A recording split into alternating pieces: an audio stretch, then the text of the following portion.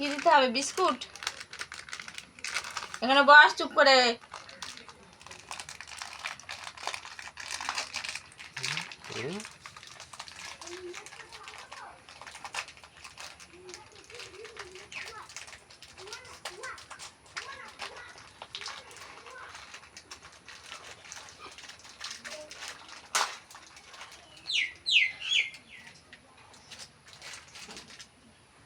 এই যে বন্ধুরা, এরা দুই ভাই এই যে বিস্কুট খাচ্ছে। বিস্কুট খেতে চলে এসছে দুই ভাই।